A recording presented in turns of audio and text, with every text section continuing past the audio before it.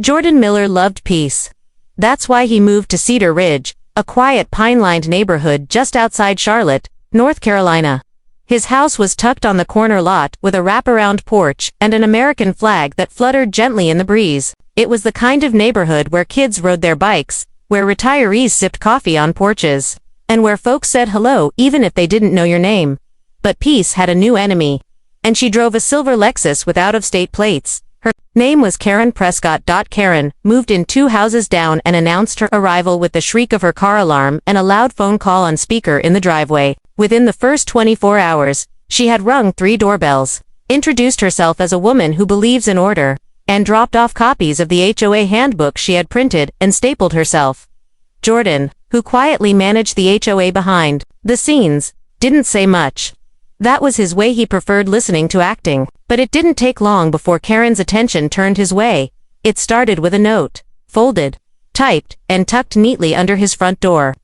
"Dear resident," it began, "your lawn appears to have grown beyond the acceptable HOA height, standard of 3.5 inches. Kindly mow it at your earliest convenience. A concerned neighbor." Jordan blinked, then looked out his window. His lawn was perfect. He knew it. It always was. Precision was in his blood. After 20 years in the Marine Corps, he still cut his grass like a drill sergeant watched him so. He smiled, crumpled the letter, and tossed it in the bin. That was his first mistake.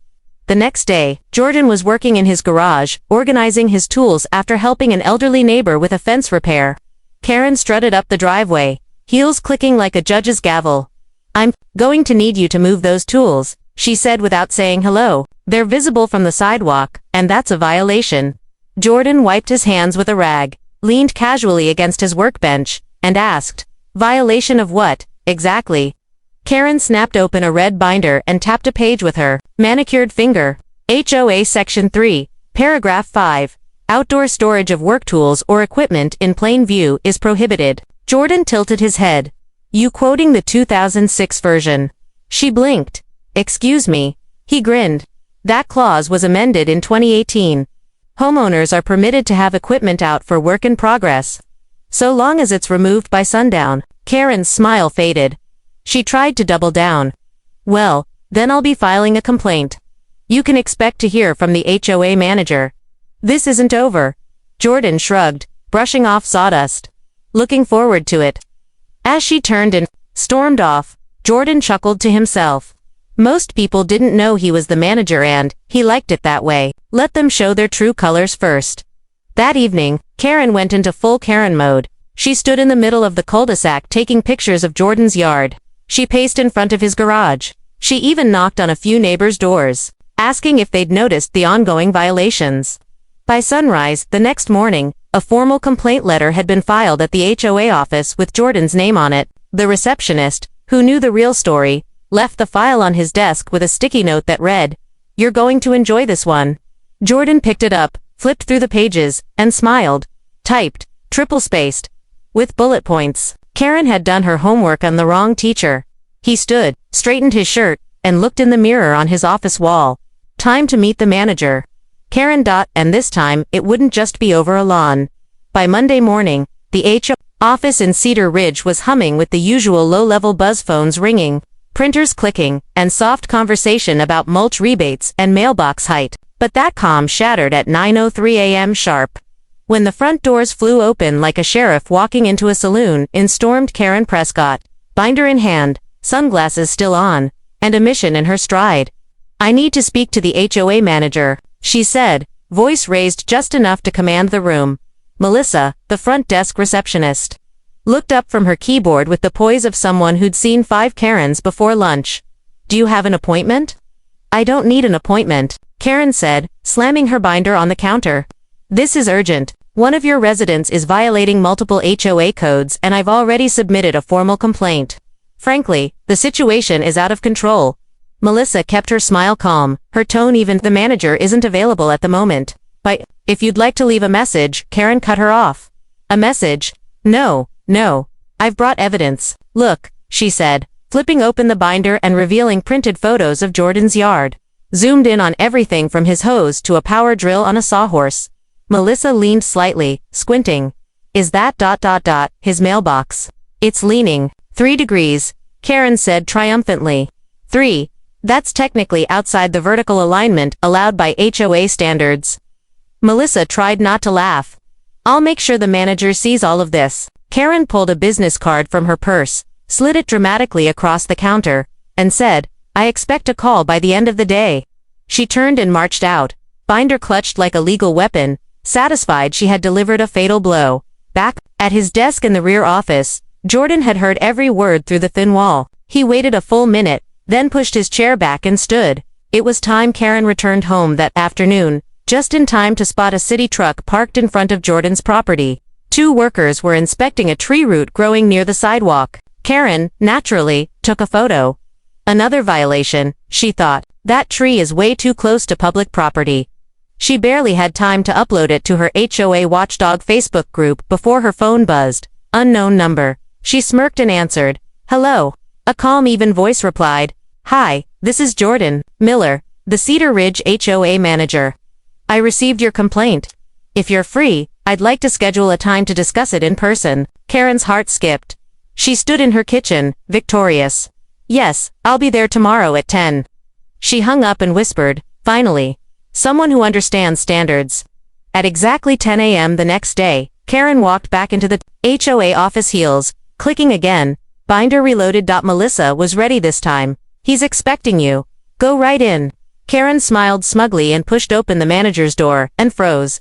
Sitting behind the desk, in a crisp collared shirt and a Cedar Ridge HOA ID badge was none other than Jordan Miller. The same Jordan she had harassed for 5 straight days. The same man whose garage tools had apparently violated the sacred laws of homeownership. Jordan looked up from the folder. Calm as a Sunday sunrise. Mrs. Prescott, he said. Have a seat. Karen blinked. You're the manager. He nodded slowly. Yes, ma'am. Been managing Cedar Ridge for 3 years now. Her face turned a shade of pink that might have matched her binder. Why? Didn't you say anything? I usually let people speak their mind first, Jordan replied. That way, when the truth comes out, they don't have anywhere left to hide behind. Karen sat stiffly. Well, I still believe you're in violation. Jordan opened a thick binder labeled amendments and updated regulations and turned it around. Everything you submitted is either outdated or misinterpreted. But let's go through them one by one together. She opened her mouth but no words came out. For the first time since she moved in, Karen Prescott had nothing to say. Karen Prescott didn't take defeat well. Especially not when it came in the form of a soft-spoken man sitting behind a desk, she thought. Belonged to someone more compliant. After that humiliating meeting with Jordan, Karen stormed out of the HOA office and headed straight to her war room, her kitchen. There, surrounded by her red binder, her laptop, and a cup of lukewarm herbal tea, she hatched a plan. If she couldn't bring Jordan down through the front door, she'd come in through the back with reinforcements. She called it Operation HOA, Clean Sweep. Her first step was to gather allies, residents who had minor gripes with the HOA or thought their fees were too high. She figured if she stirred the pot enough, she could lead a campaign to have Jordan voted out as manager. Within days, she had printed flyers labeled Take Back Our Community, and began slipping them into mailboxes and taping them to clubhouse walls. At the bottom of each flyer was an invitation to her living room. Concerned neighbors gathering Tuesday, night snacks provided. The snacks, in this case, were off-brand pretzels and sugar-free lemonade. But people came. Mostly the curious, a couple of complainers. One guy who just wanted to vent about the pool hours. Karen stood in front of her living room TV like she was giving a TED Talk. We need leadership that listens.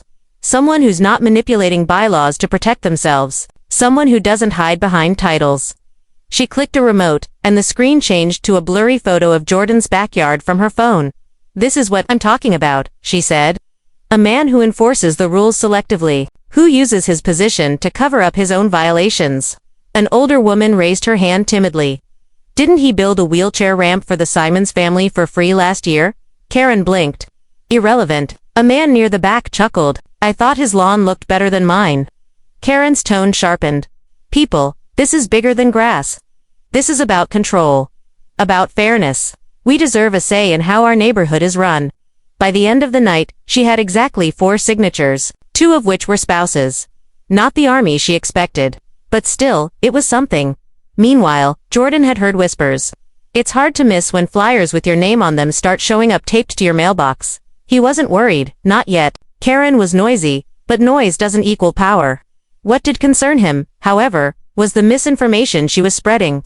He knew from experience that even one bad apple could sour a whole barrel if left alone. So he started making rounds. He visited neighbors, checked in on longtime residents. He didn't mention Karen unless someone else did. And when they did, he just smiled and said, "Everyone's entitled to their opinion, and I'm always open to feedback." His calm presence only strengthened people's respect for him. But Karen wasn't done. The next move in her campaign, a formal motion to the HOA board to request a performance review of Jordan's management. She printed a glossy packet with bullet points, timelines, and witness testimony, including her own statements. Of course, at the next HOA meeting, she stood up during public comments and read from it like she was cross-examining a criminal. But then something happened she didn't plan for. The room pushed back. A young mother stood and said, "Jordan helped me when my husband deployed. He mowed our lawn for 3 months straight. For free." A retired Army vet said, "When I had surgery, Jordan stopped by every day, just to make sure I was breathing." Even Mrs. Teague, who hadn't spoken at an HOA meeting in 5 years, whispered, loud enough for everyone to hear, "That woman's got more drama than cable news." Karen's face turned crimson. She interrupted, snapped, even tried to wave her binder like a badge of authority. But the board thanked her for her passion and moved on without taking any action. She stormed out, binder tucked under her arm like a wounded soldier retreating from the battlefield. Karen Prescott had no idea what was coming. She'd been so focused on trying to ruin Jordan's name that she'd completely overlooked the one thing that could bite her back the fastest, her own house and Jordan. Well, he believed in fairness even when karma had perfect timing. After the failed HOA meeting, Jordan returned to his office and reviewed Karen's homeowner file. He did it not out of revenge, but out of responsibility. Karen had stirred the pot, made claims about misconduct, and publicly challenged the authority of the That meant scrutiny, not just of him, but of her, too. As the HOA manager, it was protocol. And what Jordan found in her file nearly made him laugh. Karen's backyard had several additions listed, a custom pool, a deck with stairs, and decorative lighting mounted on the roofline, but there were no permits, no applications, no approvals. Nothing. For someone who was obsessed with rules, she had somehow skipped a mountain of them herself, so Jordan followed the rules exactly the way Karen had insisted he should. He scheduled a formal compliance inspection of her property. 2 days later, on a bright Wednesday morning, Karen was pruning her front bushes when a white HOA vehicle pulled up in front of her driveway. Out stepped Brandon, a neutral third-party inspector who didn't know a lawnmower from a legal battle, and that's exactly why Jordan had sent him. Karen walked up to him, clippers still in hand. "Can I help you?" Brandon smiled politely. "HOA compliance inspection. Scheduled for today." Mrs. Prescott, right. Her jaw clenched. By whose request? The HOA office. Standard compliance review. Shouldn't take long. Karen tried to protest, but Brandon was already walking around her side yard with a clipboard. By the time he reached the backyard, he'd already spotted 3 violations. Her decorative lighting extended higher than the allowed 10 feet, the backyard deck lacked safety railings on the stairs, and the pool pump system was exposed without fencing. A clear safety hazard. Karen followed behind, arms crossed, barking objections at every note he took. That lighting was installed by a licensed contractor. There were railings, but they came loose during the storm. That pump's temporary. I'm getting a cover installed next week. Brandon didn't argue. He just wrote, calm, quiet, by the book. She stormed back inside halfway through the inspection and slammed the door so hard the porch shook. The next day, the violation notice arrived. It was thick, taped shut. Karen tore it open like a courtroom verdict. Inside were 6 documented infractions with photographs, citations, and the required timeline for correction.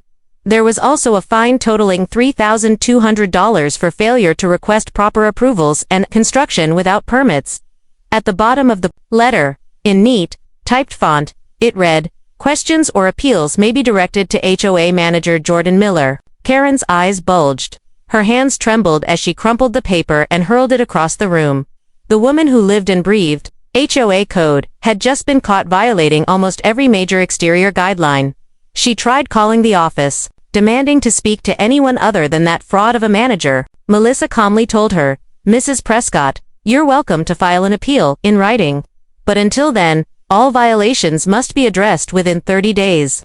Karen hung up, fuming. That evening, as the sun set over Cedar Ridge, Jordan sat on his porch, sipping sweet tea. Across the street, he saw Karen dragging pool furniture into her garage in a rage. A large trash bag of string lights sat slumped at the curb. He didn't smile, he didn't gloat. He just watched, content with the simple truth. The rules had spoken, and Karen, she was finally being held to the standard she'd forced on everyone else. Karen Prescott had always believed in one thing: if you speak loudly enough and wear the right blazer, people will believe you. And after receiving that thick violation packet from the HOA signed off by Jordan Miller himself, she realized her campaign to oust him had gone from hobby to survival. In her mind, she wasn't just fighting for her property, she was fighting for her dignity. But this time, she'd changed tactics. The binder didn't work. The flyers didn't work. Her concerned neighbors' gathering had ended with people complimenting Jordan's lawn care tips. So Karen did what all Karens do when backed into a corner. She played the victim. She called a new meeting, this time billed as a community crisis session. No flyers, no printed propaganda. Just personalized invitations, slid under doors. The message: let's talk about what's happening to our neighborhood.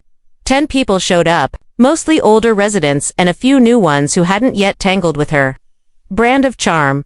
Karen greeted them with a warm smile and a tray of cookies, store-bought, but plated nicely. She spoke slowly this time. Carefully, I've been targeted, she said, voice trembling. By the very person who's supposed to uphold fairness. A woman named Ruth raised an eyebrow. You mean the HOA manager? Karen nodded solemnly. He retaliated against me for speaking out. He sent someone to inspect my property after I filed a complaint. I've lived under 3 HOAs. I've never been treated like this. A man named Craig, who had just moved from Texas, chimed in. Retaliation? That's serious. Karen leaned in. Exactly. It's abuse of power. He's hiding behind policies to protect himself. It worked for about 12 minutes. Then the door opened and in walked Mark Weller, a longtime resident and former HOA board member. Silver hair, clean polo shirt. A man who rarely showed up unless something was worth showing up for. Sorry, I'm late, he said. Got caught up finishing my back. Dick Shorten helped me get the permit sorted last week. Karen stiffened. We're just discussing concerns about his conduct. Mark looked at the tray of cookies, then around the room, then at Karen. I heard about your inspection. You know what I think, he said. It's about time. I saw your pool go up last spring with no notice. Everyone else follows the process. Karen's smile cracked. You don't think it's suspicious timing? I think it's enforcement, Mark said, and I think the only person stirring up trouble is the one holding the cookies. The room fell quiet. Karen's hand trembled slightly as she reached for a napkin. Mark continued. Jordan's the most by-the-book guy we've had. He's never made a dime more than what's allowed, never enforced anything without documentation. Heck, he even cleared Ivy Wallace's gutter for free during that flood last year. Ivy doesn't even like people, someone mumbled. That's my point, Mark said. Karen stood, trying to regain control. Look, I'm just trying to make this neighborhood better. You're trying to make it yours, Mark said bluntly. There's a difference. The meeting fizzled after that. Cookies uneaten. Chairs pushed back with awkward squeaks. Karen watched them leave, one by one. Her grip on control, slipping like the stack of citations, now magnet-pinned to her refrigerator. The next morning, Karen woke to find something new taped to her door. It wasn't a fine. It wasn't a warning. It was a petition, one started by actual residents requesting the HOA board restrict her from participating in future community meetings, unless pre-approved. It had 28 signatures. 20-8. In Cedar Ridge. That was more than half the neighborhood. She tore it down and slammed the door. Her power was slipping. Her narrative collapsing. And now, the very people she tried to lead were turning against her. But Karen wasn't done. She didn't just want to survive now. She wanted revenge. Karen Prescott had run out of HOA bylaws too. Twist and neighbors to win over. So she set her sights higher, the local courthouse. If she couldn't bring Jordan Miller down through community politics, she'd paint him as a tyrant in front of a judge. She filed the paperwork herself, a civil claim accusing Jordan of targeted harassment, abusive managerial power, and emotional distress. The filing was a mess of screenshots, edited photos, and long-winded explanations that, to anyone else, looked like conspiracy theories with footnotes. But Karen didn't care about reality. She cared about optics and drama. The court date was set for a Thursday morning. The residents of Cedar Ridge buzzed about it like a scandal in a soap opera. No one had ever sued the HOA manager before. A few even took the morning off just to sit in the back row. Jordan, meanwhile, stayed calm. He wore a pressed navy blue suit, brought a thick binder of HOA policy documents, and didn't bring a lawyer. He didn't need one. He knew the truth was solid. The courtroom was small, the kind usually reserved for traffic tickets and property disputes. Karen entered with flair, wearing a tailored blazer, lips tight, and carrying her famous red binder like it was a sword. The judge, a no-nonsense woman named Judge Diane Coleman, took one look at the paperwork, sighed, and asked the question everyone was thinking. Ms. Prescott, you're accusing Mr. Miller of retaliation. On what specific grounds? Karen launched into her speech. He orchestrated an inspection of my home only days after I challenged his authority in a public forum. That inspection led to thousands in fines, emotional stress, and an attempt to silence my voice within the community. Judge Coleman glanced at Jordan. Mr. Miller, is that accurate? Jordan stood, calm and direct. Yes, Your Honor. I initiated the inspection after reviewing her file. According to our HOA charter, which I've provided copies of, any homeowner who accuses management of misconduct can be subject to compliance verification, as it falls under HOA transparency protocol. Her additions to the home had no permits, and she had violated multiple building and safety codes. He handed the judge a copy of the HOA charter, the inspection report, and photos of her backyard deck, exposed pool equipment, and illegal lighting. Set up. Karen scoffed. He's just using fancy words to dodge accountability. The judge looked over the documents, her eyes narrowing at the photos. Ms. Prescott, she said. You installed a full above-ground pool with no permit, added exterior lighting that violates municipal codes, and failed to report any of it to the Karen hesitated. Well, yes, but so he enforced the rules. Karen opened her binder, flipping rapidly. There's more. Look here, my mailbox was moved without authorization. And his mailbox leans. Miss Prescott, the judge, interrupted. This isn't about mailboxes. The courtroom chuckled softly. Karen's face turned red. I am a victim. Judge Coleman took a long breath. You are not a victim of HOA retaliation. You are a homeowner who was cited for legitimate violations after pushing for policy enforcement. You got what you asked for, enforcement. Karen's mouth fell open. The judge banged the gavel once. Case dismissed. Outside the courthouse, a few neighbors approached Jordan. They shook his hand, congratulated him, and one even offered to buy him lunch. Karen walked past them, binder clutched like a broken shield, lips pressed tight. She didn't speak a word. She didn't look back. She got in her car, slammed the door, and peeled away from the courthouse curb like she was fleeing the scene of a robbery. Except she was the one who'd tried to steal the truth, and failed. Back in Cedar Ridge, the mood shifted. People smiled more. The clubhouse bulletin board had one less angry flyer, and Jordan, he went back to his quiet routine. Early mornings, tool shed fixes. Porch coffee at 6 a.m. But he knew Karen wasn't done. Not yet, because some people don't learn until they lose more than their pride. Karen Prescott had always played dirty. But after losing in court, something inside her snapped. Her binder of rules had failed her. Her community crisis session was a joke. The courtroom didn't buy her drama, and now even her closest neighbors treated her like she was the HOA version of a used car scam. But Karen wasn't out of tricks, just out of patience. She was done with the forms, the meetings, the smile through our teeth speeches. This time, she'd take action with her own two hands. No rules, no regulations. Just good, old-fashioned revenge. And it started at 2:43. A.M. The camera on Jordan's porch captured everything. A figure in a hoodie creeping up his driveway, spray can in hand. Moving quick, but not quick enough to avoid the motion-activated porch light. The garage door was tagged in red paint with the words, Cheater Menegger. It would have been laughable if it weren't so pathetic. Jordan reviewed the footage the next morning with his coffee in hand. He didn't even blink when he saw the figure's face because he already knew who it was. The security system caught her profile in full. Hoodie or not, Karen's jawline and posture were unmistakable. But Jordan didn't get angry. He didn't even bother scrubbing the paint. Instead, he sent the footage straight to the local sheriff's department and called a meeting with the HOA board. 2 days later, a sheriff's deputy knocked on Karen's door. She opened it in her bathrobe, feigning surprise like she didn't already hear the squad car roll up. Double quotes Mrs. Prescott. The officer said, "We have security footage linking you to an act of vandalism on Mr. Miller's property." Karen's face twitched. "That's absurd. I was home all night." "Ma'am, the footage is time-stamped, high resolution, and matches your appearance."